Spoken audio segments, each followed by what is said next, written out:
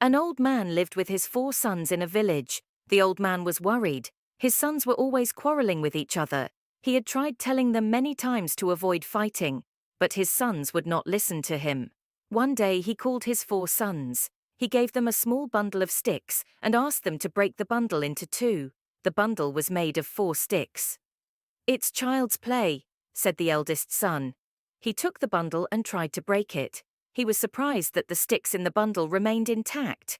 He used more force. He tried again and again. He started panting for breath. The bundle would not break. He gave up. Then his brothers tried to break the bundle of 4 sticks without success.